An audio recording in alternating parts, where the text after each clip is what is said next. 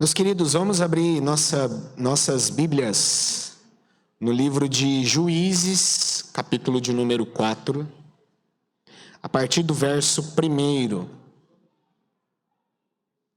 No sermão de hoje nós vamos analisar, expor, trabalhar, estudar todo o capítulo de número 4. Eu peço que vocês, então, mantenham a Bíblia de vocês abertas.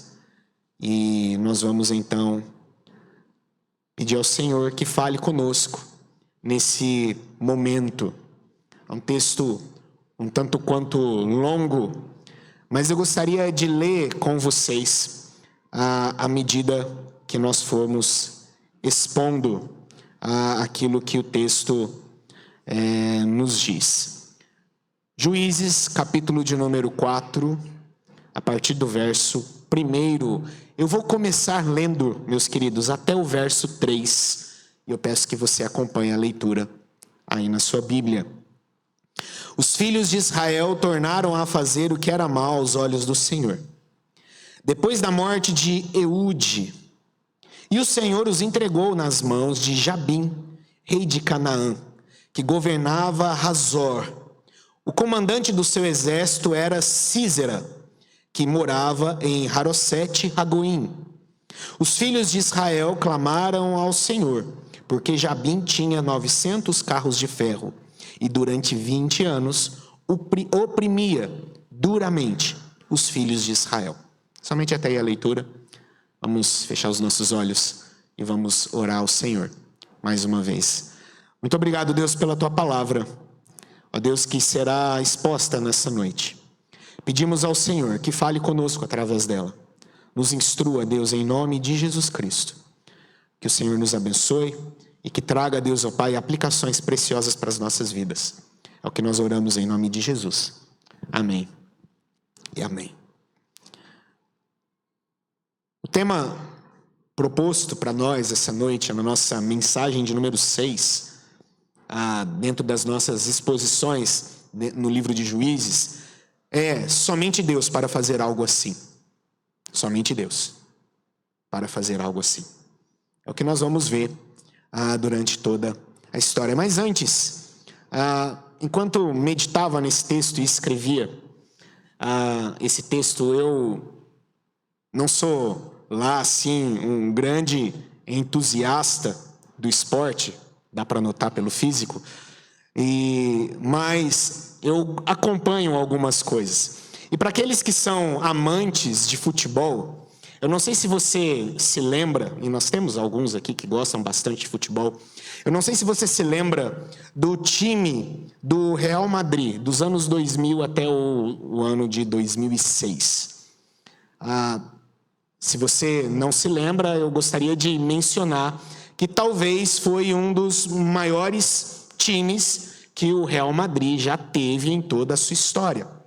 Alguns nomes bem conhecidos de nós aqui: Roberto Carlos, Luiz Figo, Zidane, Ronaldo Fenômeno, David Beckham, Michael Owen, Sérgio Ramos, Júlio Batista, Robinho, Cassano, Raul e Cacilhas. Esses eram alguns dos nomes desta equipe que ficou conhecida na história como os Galácticos. Não sei se você lembra desse apelido. E quando o Real Madrid contrata esses jogadores, e foi cerca de 300 milhões de euros de investimento para montar esse time, as pessoas imaginaram que o Real Madrid iria conquistar tudo. Iria ganhar todas as Champions Leagues que ele enfrentasse. Porém, a história não foi dessa forma. Era um time de galácticos. Talvez os melhores na época. Campeões aqui de Copa do Mundo. Futuros campeões de Copa do Mundo estavam nesse time. Porém, se a gente olhar para a história, eles ganharam apenas um título de importância na sua história. Durante esses 6 anos em que esse time foi sustentado. O que nos mostra que montar uma boa equipe, ter os melhores, nem sempre é um sinal de vitória. Nem sempre é. Você pode até escolher os melhores, Você pode até escolher aqueles que são mais caros, mas isso não é significado de vitória. Isso não é significado de sucesso. O futebol nos mostra isso, que não é significado. E quando nós olhamos para a vida cristã, às vezes a gente tem uma impressão tanto quanto parecida. Às vezes a gente tem uma impressão. Às vezes nós esperamos grandes coisas de grandes lugares, de grandes pessoas. Mas, queridos, podemos dizer que quase sempre o Senhor nos surpreende. Podemos dizer que o Senhor nos surpreende usando coisas que são pequenas, frágeis, insignificantes para fazer coisas grandiosas. E a conclusão que nós chegamos, somente Deus para fazer algo assim mesmo. Usando pessoas inesperadas, que talvez ninguém esperasse nada delas, mas Deus as usou. O nosso texto fala um pouco sobre isso. O nosso texto conta a história de pessoas inesperadas que foram usadas pelo Senhor. O texto que nós lemos aqui, os 3 primeiros versos que nós nos deparamos, nos conta que o povo tornou a fazer o que era mal aos olhos do Senhor. É o ciclo vicioso do povo de Deus, aqui narrado no livro dos Juízes. É quase que como aquela música do Rei Leão, né? Um ciclo sem fim, que continua, que não para. É um ciclo vicioso. Isso nos diz algo sobre o pecado. Algo sobre o pecado que é muito importante. Porque perceba, mais uma vez, eles estão ali fazendo a mesma coisa. Mais uma vez eles estão lá, como diz o capítulo 2, verso 11, adorando a Baal. Fizeram o que era mal aos olhos do Senhor. Queridos, é difícil ser criativo com o pecado. Por mais que o pecado às vezes nos apresente coisas que nos parece entusiasmar demais, no final a gente percebe que é a mesma coisa. É a mesma sensação de vazio, é a mesma sensação de derrota, é a mesma sensação de tristeza. Às vezes achamos que vamos nos adentrar numa grande aventura, mas a gente cai na velha monotonia do pecado. Israel se vê mais uma vez nessa velha monotonia. O pecado se tornou uma rotina entediante para eles. E a gente vai ver isso ao longo desse livro. O ciclo vicioso, ele continua. Ele se repete. O mal nunca se presta à originalidade, nunca. Ele sempre vai nos levar para a monotonia. Por isso, há 2 problemas no pecado. 2 grandes problemas que nós enfrentamos e que Israel enfrenta: a escravidão e a estagnação do pecado. Porque perceba, Israel é um povo que se viu livre de uma opressão no Egito, e o que eles buscaram? A opressão de novo. Israel foi um povo que se viu livre dos falsos deuses, e o que eles estão fazendo? Voltaram para os falsos deuses. Perceba, o pecado ele se torna uma escravidão e uma estagnação. Estão lá de novo fazendo a mesma coisa. E o nosso texto então continua que o Senhor então os entregou nas mãos de Jabim, rei dos cananeus. A ideia aqui é bem parecida com a do capítulo anterior. Esse entregar da ideia de vender, foram vendidos mesmo a esse rei perverso. Foram vendidos pelo Senhor para outro senhor. É o que o texto nos mostra. Jabim designou um homem, um capataz, um general de guerra, chamado Sísera, que era cruel, assim como Jabim também era cruel. E sob os cuidados de Sísera estavam 900 carros de ferro. Esses carros de ferro são como, na verdade, as bombas inteligentes e drones que nós vemos nos exércitos mais poderosos do mundo. Era uma tecnologia militar avançadíssima para a época. Era uma tecnologia militar poderosíssima para a época. Esses 900 carros de ferro eram capazes de destruir inúmeros exércitos. E esses 900 carros estavam sob a direção de Sísera. Israel, então, mais uma vez, precisa tanto de uma libertação física de Jabim e de Sísera, quanto também de uma libertação espiritual, por causa do seu pecado, por causa do seu ciclo vicioso. Mas o nosso texto continua, nos mostrando que o Senhor começa a conduzir uma libertação para esse povo. Verso 4 a 5, veja o que o texto diz. Débora, profetisa, esposa de Lapidote, julgava Israel naquele tempo. Ela atendia debaixo da palmeira de Débora, entre Ramá e Betel, na região montanhosa de Efraim. E os filhos de Israel vinham até ali para apresentar as suas questões. Débora nos é apresentada aqui no nosso texto.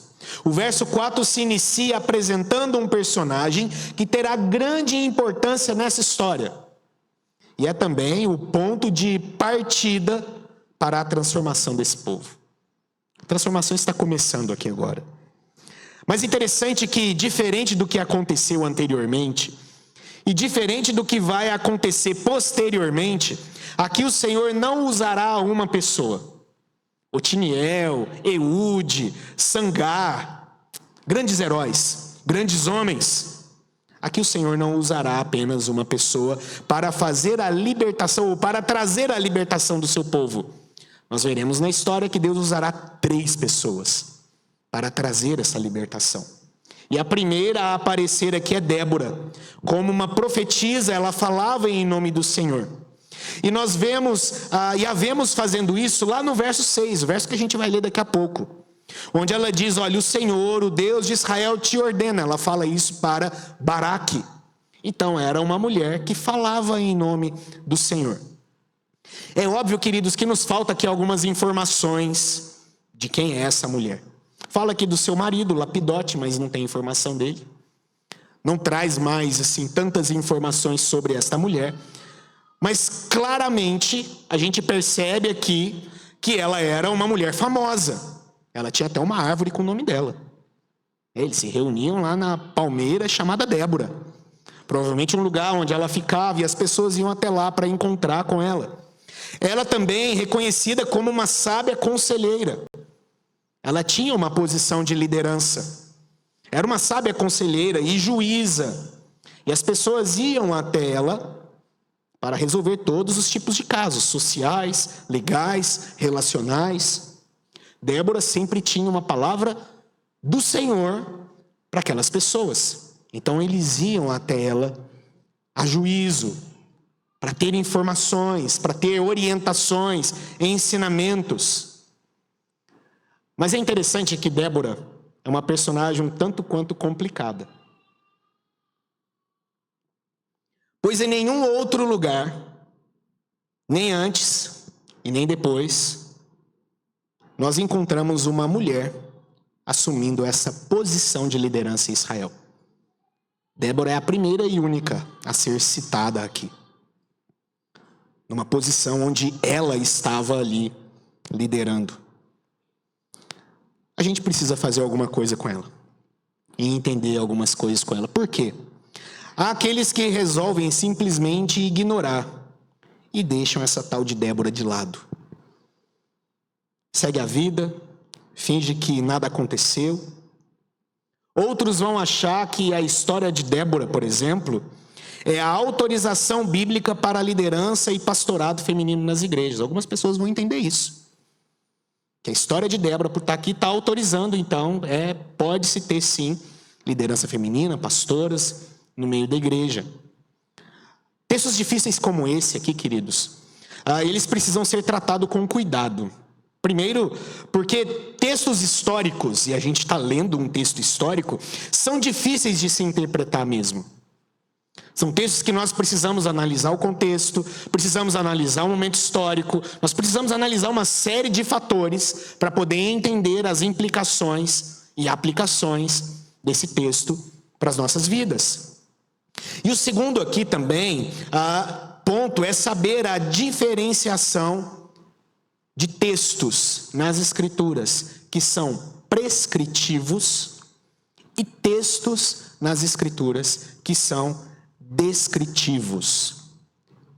Um texto descreve e um outro texto prescreve. Qual é a diferença então, pastor? Textos prescritivos são ordens. É Deus dizendo ao seu povo o que esse povo deve fazer. Isso são textos prescritivos. É uma prescrição do Senhor. É uma ordem do Senhor. Outros textos, eles são descritivos, ou seja, é a Bíblia relatando o que o povo de Deus fazia.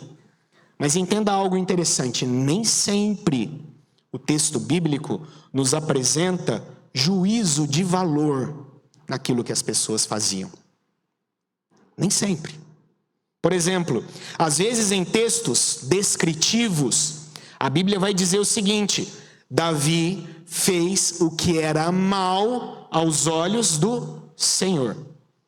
Perceba, é um texto descritivo, fala sobre uma ação de Davi e há um juízo de valor. Qual é? Fez o que era mal aos olhos do Senhor. Já há um juízo no próprio texto. Mas às vezes a Bíblia vai relatar somente que Davi fez.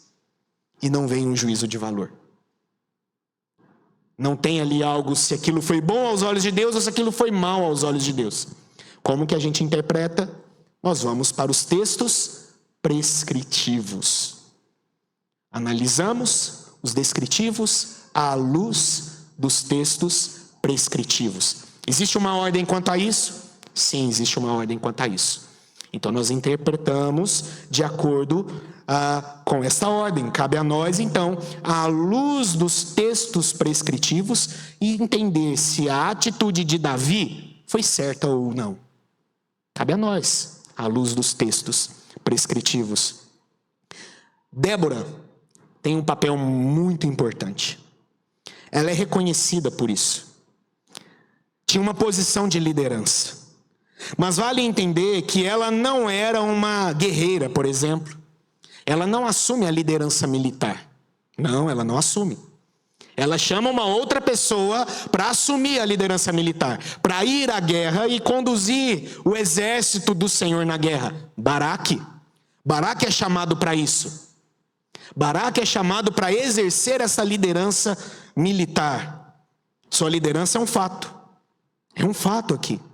Mas ela não é uma liderança exclusiva. E aqui vale lembrar também, eu gosto muito da interpretação que Tim Keller, ele traz para esse texto. No seu livro sobre juízes, ele diz que nesse período em que a história está sendo aqui narrada, Israel funciona de duas formas. Tanto como igreja, mas também como Estado civil. Era tudo misturado. Eles eram um povo teocrático. Eles eram um povo que ao mesmo tempo se apresentava como sendo já uma demonstração da igreja, mas ao mesmo tempo Israel era um Estado civil. Era um povo, era uma nação com suas leis, com suas regras. Nessa época, as coisas estavam ali misturadas. Quando a gente caminha para o Novo Testamento, nós vamos perceber que aquilo que estava misturado se separa. A igreja, ela se separa do Estado.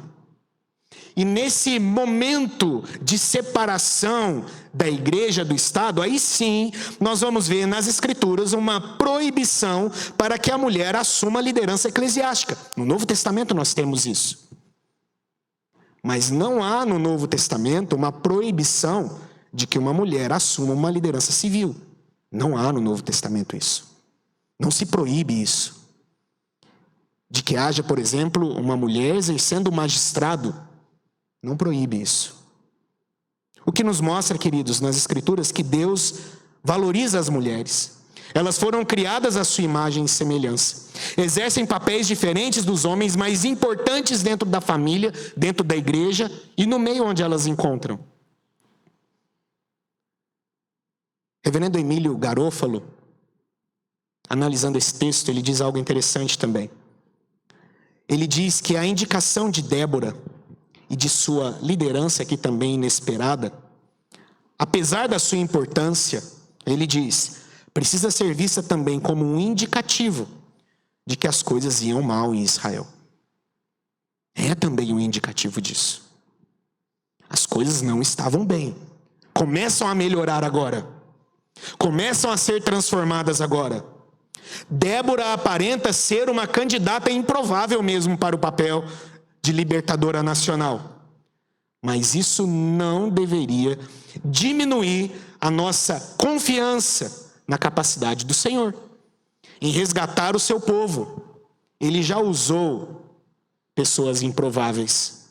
E aqui ele usa também a vida de Débora. De forma maravilhosa. De forma linda. Mas Débora, como eu disse, ela não está sozinha na nossa história. Versos 6 a 10. Volte seus olhos para a Bíblia. Débora mandou chamar Baraque, filho de Abinoão, de Quedes, de Naphtali, e lhe disse: o Senhor, Deus de Israel, deu a seguinte ordem: vai e reúna seus homens no monte Tabor, escolhendo 10.000 homens dos filhos de Naphtali e dos filhos de Zebulon. Eu farei com que Sísera, comandante do exército de Jabim, se dirija até você junto ao ribeiro de Quizon, com seus carros de guerra e as suas tropas, e eu o entregarei nas suas mãos. Então Baraque disse a Débora: se você for comigo, irei, mas se você não for comigo, eu não irei. Ela respondeu: certamente irei com você, mas a honra da investida que você está empreendendo não será sua, porque o Senhor entregará Sísera nas mãos de uma mulher. E Débora foi com Baraque até Quedes. Então Baraque convocou as tribos de Zebulon e Naphtali em Quedes. 10.000 homens o seguiram, e Débora também foi com ele. O texto continua a nos conduzir aqui, queridos. Ainda dentro desse ponto de partida da transformação, nos apresentando mais um personagem importante, e esse personagem é Baraque. Baraque era da tribo de Naphtali, como diz o texto. E perceba que, para a gente entender um pouquinho sobre a geografia desse momento, toda essa história, perceba que a gente está lendo nomes de tribos que não são tão comuns. Naphtali, Zebulon, a gente já tinha ouvido sobre elas, mas perceba, não é como a tribo de Judá, não é como a tribo de Simeão, não é como a tribo de Benjamim, que vão aparecer várias vezes na narrativa bíblica. Essas outras tribos, Naphtali e Zebulon, tribos menores, elas aparecem muito pouco. E são tribos que ficam localizadas na região norte. Então perceba, toda essa história, ela está acontecendo no norte. Por isso estas tribos aqui, não tão importantes, elas são mencionadas, são citadas. Naphtali, Zebulon, porque elas estão ali, naquela região. Sua mensagem a Baraque, a mensagem de Débora para Baraque, ela consiste em uma fórmula introdutória de uma ordem e também uma garantia de vitória. Baraque, você vai reunir 10.000 homens de Naphtali e Zebulon. E você vai ao encontro de Sísera com esses 10.000 homens. É uma ordem. Mas já há uma vitória. Ela diz: Deus entregará Sísera nas suas mãos. Ele vai ser entregue. Ele vai ser entregue. É uma garantia. A mensagem de Débora vinha do Senhor, do Deus de Israel, e mostrando ainda mais aqui a sua dedicação, o seu compromisso com Deus, e de que era Deus quem estava fazendo. Deus quem estava fazendo. Aliás, de Otiniel até Sansão, há apenas um único herói aqui. Apenas um único herói. O Senhor. O Senhor. E como nós veremos também na nossa próxima exposição neste livro, lá na música do capítulo 5, não vou falar muito sobre esse hino, esse cântico de Débora, nos mostra que podemos ver para onde deve ir a honra. A honra é sempre do Senhor.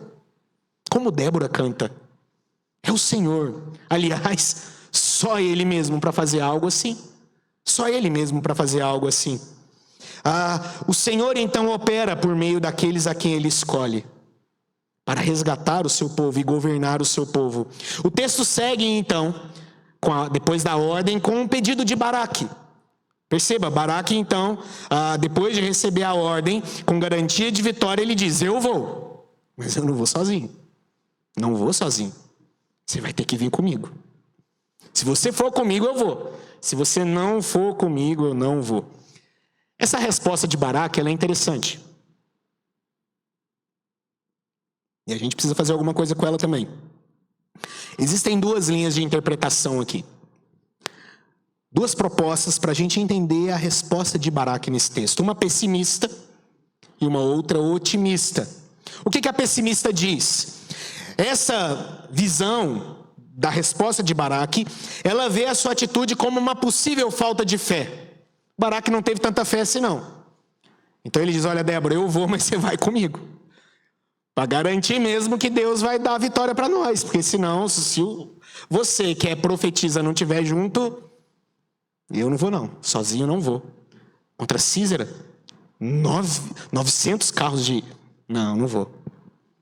Então a visão pessimista vai entender que Baraque demonstra aqui falta de fé.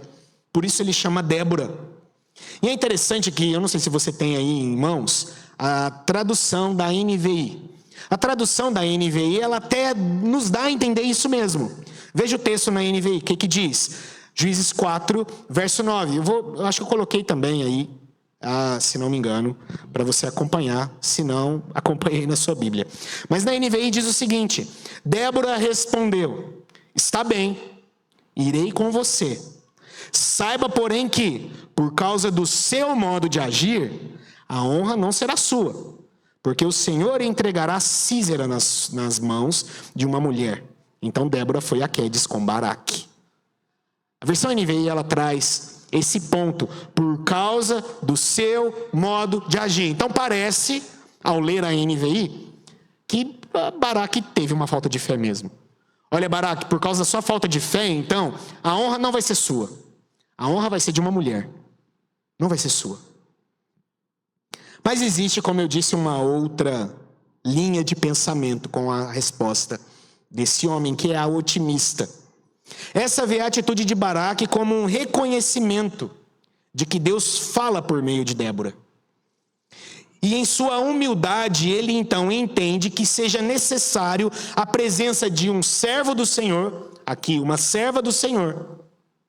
Aliás, a tradução que foi proposta pela NVI, eu gosto muito da tradução da NVI, e por vezes vocês já presenciaram aqui eu dizendo que a tradução da NVI em alguns textos ela transparece mais próximo ao original do que às vezes em algumas passagens. Porém, a tradução da NVI ela não condiz muito bem com a tradução do original no hebraico aqui. A nossa versão, Almeida, Revista Atualizada, ou a NAA, que é a versão que eu estou lendo aqui, ela traz uma tradução bem mais próxima. Veja o que diz o verso 9. Vamos lá?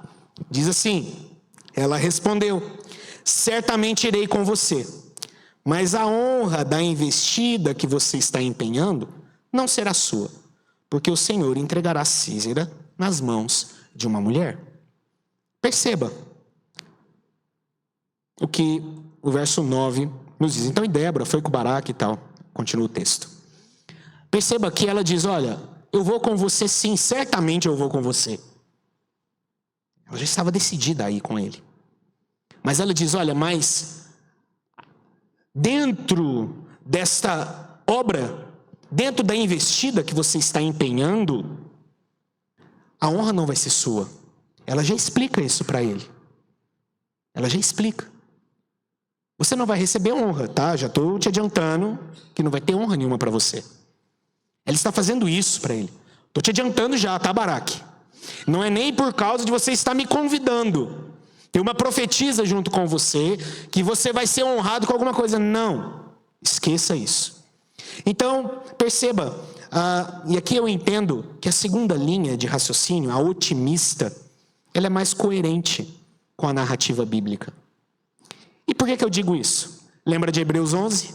Lembra lá? Galeria dos heróis da fé. Quem foi citado? Baraque. Baraque foi citado lá.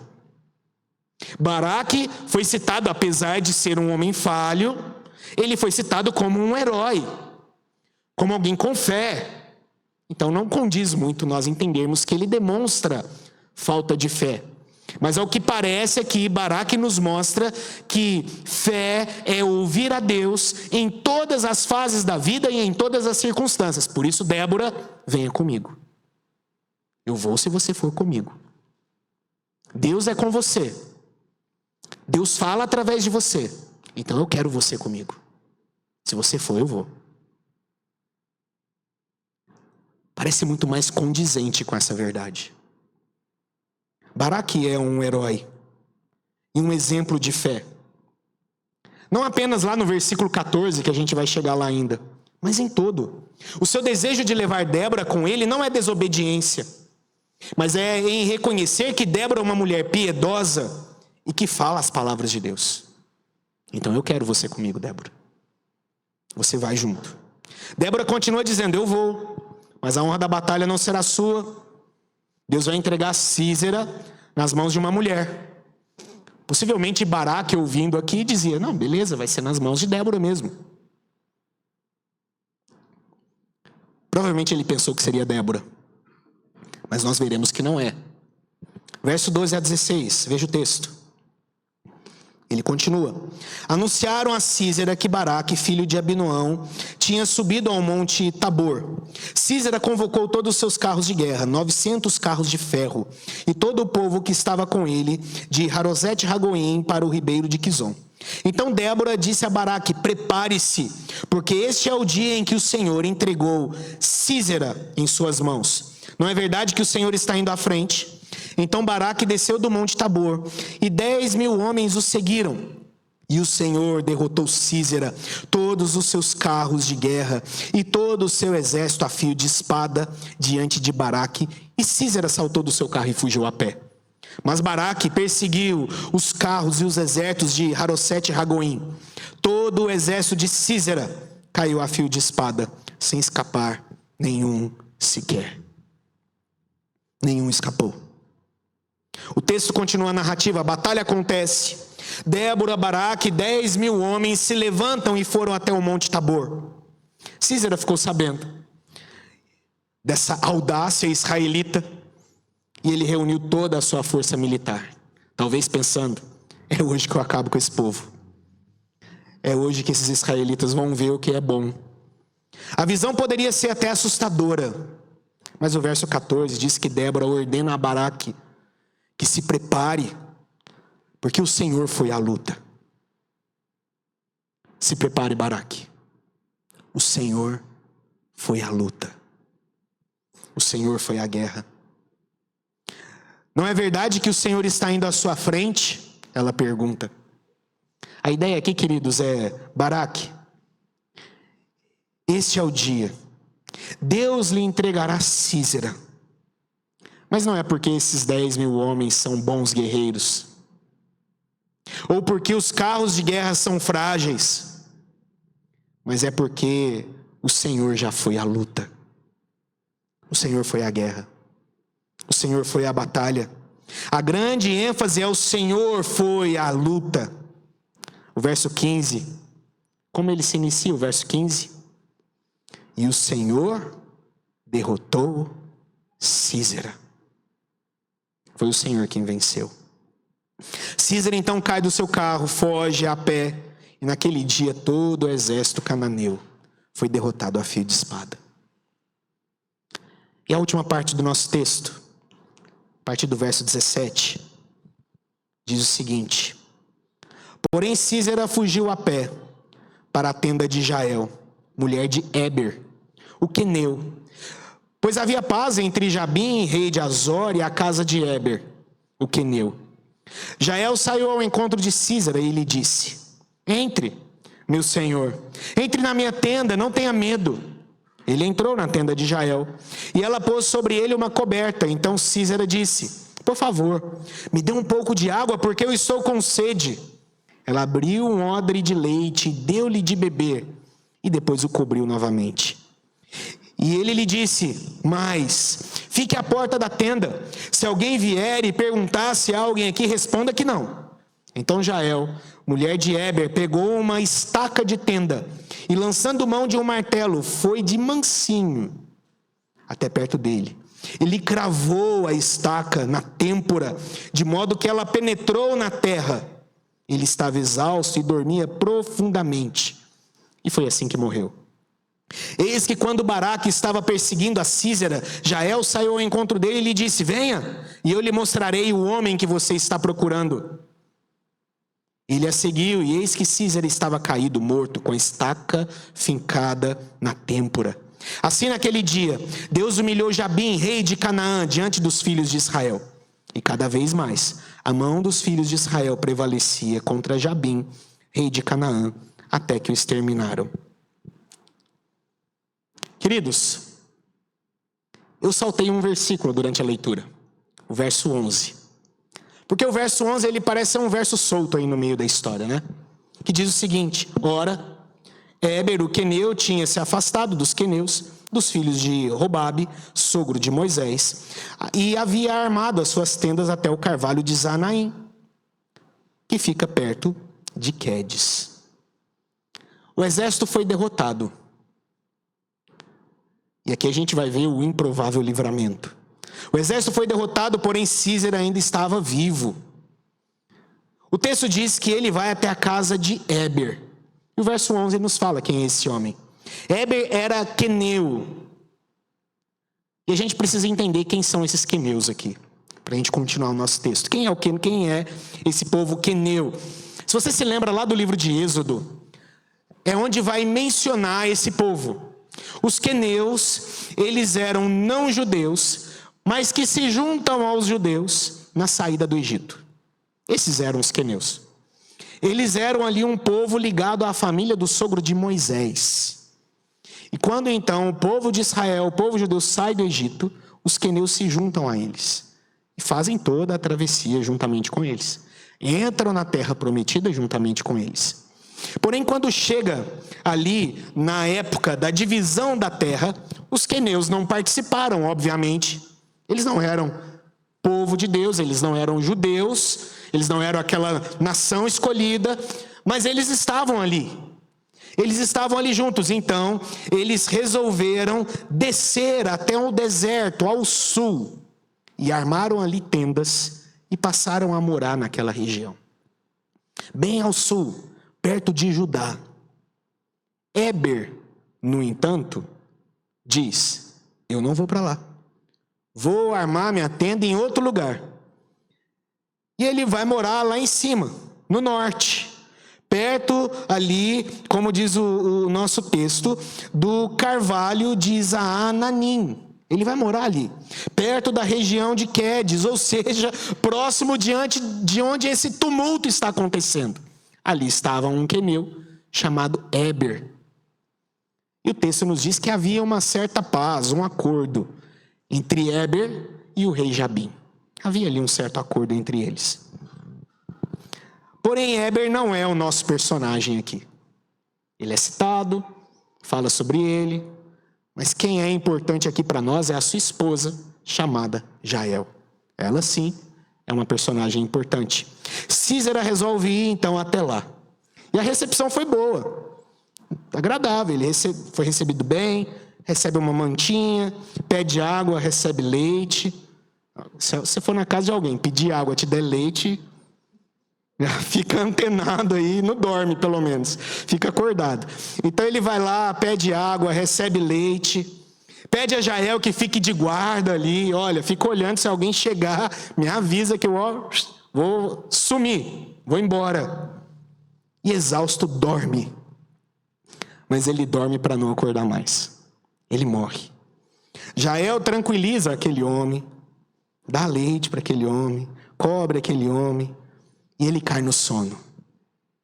Ela pega uma estaca. Se você já fez algum acampamento, você fixa, a sua barraca, a sua tenda com estacas no chão.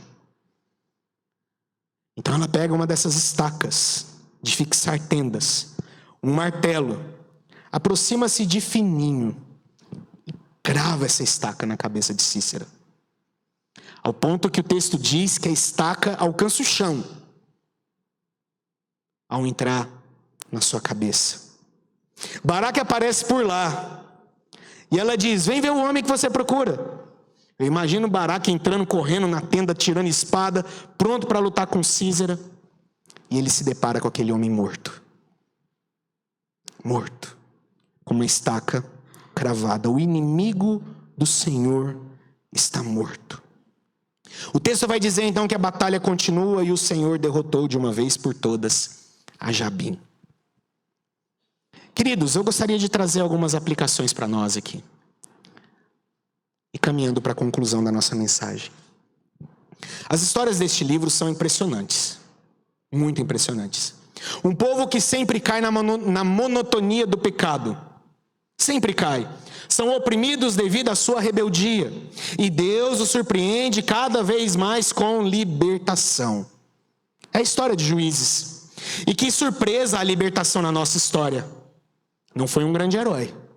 Não foi um canhoto, como nós já vimos. Não foi um cabeludo muito forte, como nós veremos. Não foi.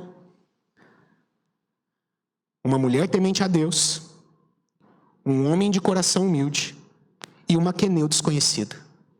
Foram os três usados aqui. Podemos aprender lições importantes nesse texto. Eu gostaria que nós entendêssemos duas lições importantes aqui. A primeira delas é: Deus sempre tem pessoas dispostas a agir, ainda que não seja quem a gente espera. Ele sempre tem. Mesmo que sejam pessoas improváveis para nós. Definitivamente, esse não era o Dream Team, não era os Galácticos, não era o time do Real Madrid, não era o time dos sonhos, não eram os legendários, não eram. Eles eram improváveis, pessoas comuns, pessoas simples. Um homem humilde, uma mulher temente a Deus e uma queneu, que nem era judaica, nem era do povo. Querido, isso nos mostra que nem sempre a solução vem de onde nós esperamos. Nem sempre vem. Nem sempre vem de onde nós aguardamos. Duas mulheres, um homem humilde, soldados de Zebulon e Naftali, tribos pequenas, insignificantes, mas são eles que foram instrumentos para liderar a libertação do povo de Deus, de uma opressão cruel. Foram eles. Essa história nos mostra que, independente de quão cruel seja o opressor, do quão difícil seja a situação, Deus sempre tem recursos para utilizar, para salvar o seu povo, mesmo que seja somente Débora, Baraque e Jael. Mas Deus tem recursos. E Ele usa os seus recursos. Ele usa o seu povo. Você já percebeu como é que a gente é? Sempre esperamos coisas boas, de bons ou grandes lugares, de lugares caros. A comida ali é cara, deve ser boa. Tal marca de roupa é cara, deve ser boa. A gente sempre espera boas coisas de grandes lugares, de lugares caros, de lugares famosos, de nós mesmos. Quer a coisa bem feita? Vai lá e faça você mesmo. Não é assim que a gente faz? Não é assim que a gente pensa? Na vida cristã, às vezes, nós somos tentados a pensar desta mesma forma. Somente nós somos espiritualmente sadios. Às vezes a gente pensa isso. Somos o remanescente fiel, os detentores da verdade. Não há ninguém como nós. Fazemos parte de uma igreja histórica, na verdade, não é? Somos os melhores. Às vezes a gente tende a pensar dessa forma. Às vezes nós vamos até mesmo para as redes sociais e dizemos que esses que pensam diferentes de nós abandonaram a fé. Não são crentes de verdade. São mercadores falsos. Porque não compactuam dos mesmos pensamentos que nós compactuamos. Porém, nunca vai ser assim, queridos. Nunca vai ser. Haverá fiéis espalhados. Haverá povo de Deus espalhados. Em situações difíceis, sempre se levantarão Déboras. Sempre se levantarão Baraques. Sempre se levantarão Jaels. Sempre. Pessoas improváveis. Talvez você não veja, talvez você não perceba o Senhor agir e fazer grandes coisas, porque talvez você está procurando no lugar errado. Ou talvez você está esperando no lugar errado. Não é nenhum pregador importante. Não é nenhum escritor importado. É uma mulher temente a Deus. É um homem de coração humilde. São homens do norte, de Naftali, Zebulon, tribos insignificantes, pequenas. Mas foram esses os instrumentos. Aliás, não foi assim com Jesus Cristo? Quando a notícia sobre Cristo se espalha, o que as pessoas pensaram? Alguns que até mesmo depois se tornaram discípulos dele, olharam e falaram: da Galileia? Do norte? Ao norte aparecendo de novo. Galileia fica ao norte. Será que pode vir alguma coisa boa de lá? Mas é assim que Deus faz. Deus, como diz Paulo, escolheu as coisas loucas do mundo para envergonhar os sábios, e escolheu as coisas fracas do mundo para envergonhar as fortes. E Deus escolheu as coisas humildes do mundo e as desprezadas e aquelas que não são, para reduzir a nada as que são, a fim de que ninguém se glorie na presença dele. Ninguém. Deus sempre tem os seus recursos, mas nem sempre são os recursos que nós esperamos. Ele sempre tem. Ele sempre está usando o povo dele e continua usando o povo dele. Ele continua instrumentalizando o povo dele, capacitando para realizar a sua obra. Mulheres que são tementes ao Senhor. Homens que têm um coração humilde. São os instrumentos que o Senhor tem usado e continua a usar. E por fim, a batalha e a vitória, elas sempre serão do Senhor. Sempre serão. Essa história também nos mostra a visão errada que nós temos do Senhor. A gente tem uma visão errada dele. Veja o que Isaías diz. Isaías 42:13. O Senhor sairá como valente. Despertará o seu zelo como homem de guerra. Clamará, lançará forte grito de guerra e mostrará sua força contra os seus inimigos. Na concepção dos nossos dias, achamos estranho entender o nosso Deus como um homem de guerra, como um grande general. Existe até mesmo um movimento de pessoas que se entendem mais iluminadas, com um progresso um pouco maior, que acham que canções como "O Nosso General é Cristo" deveriam ser retiradas da igreja, porque transmite uma mensagem tanto quanto antiquada para os nossos dias e que não condiz muito bem assim com a nossa realidade. Esse entendimento de Deus como um homem de guerra e um general tem soado estranho para os nossos dias. Queridos, mas isso é bíblico. Nós lemos aqui no Apocalipse 19 sobre Jesus como sendo aquele cavaleiro sentado num cavalo branco, com uma espada afiada em sua boca, e que veio como vencedor, derrotando a besta, o falso profeta e seus seguidores. Isso é bíblico. Isso é bíblico. E quando Deus sai para guerrear, o final não pode ser outro. Ele é vencedor. E a máxima do nosso texto é: Baraque, levante 10.000 homens, vá até o Monte Tabor, porque o Senhor já foi para a guerra.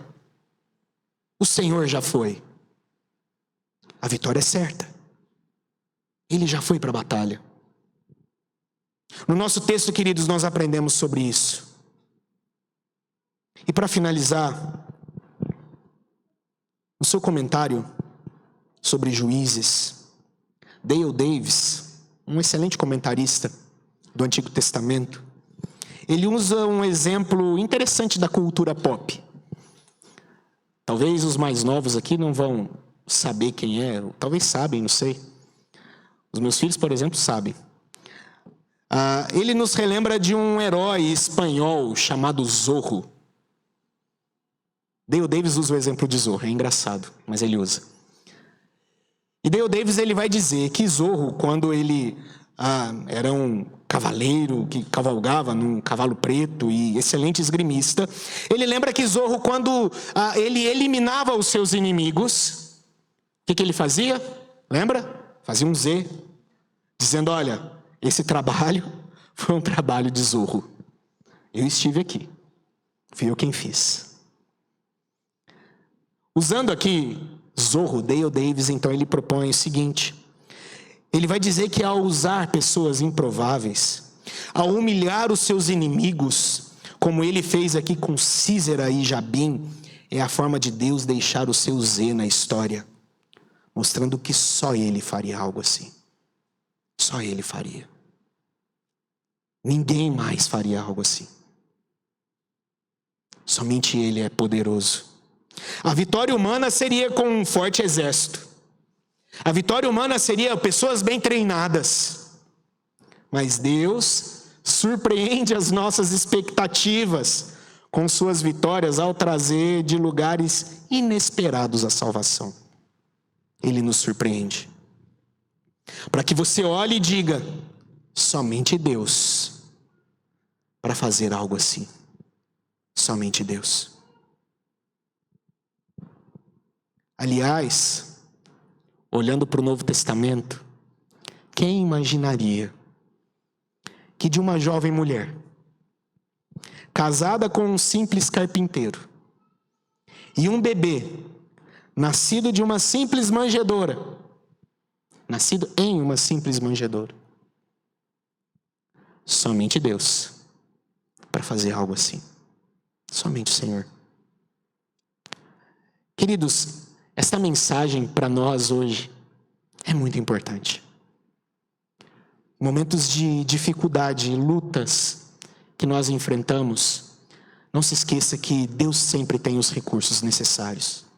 Sempre tem. O que nós precisamos fazer é pedir ao Senhor que nos ajude a enxergá-los. Porque às vezes eles estão em lugares que nós não esperamos.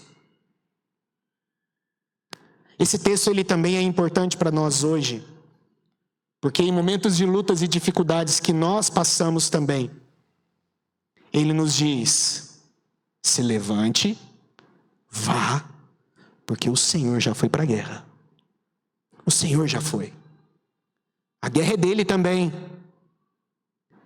E se ele está na guerra, não há outro resultado possível. Somente a sua vitória. Somente a vitória. Mesmo usando Débora, Baraque e Jael. Porque a glória é dele. A glória é dele. Não são dos nossos heróis. Não são das nossas capacidades. Só ele para fazer algo assim. Amém? Que Deus te abençoe, meu querido. Em nome de Jesus. Deus te abençoe. Eu gostaria de convidar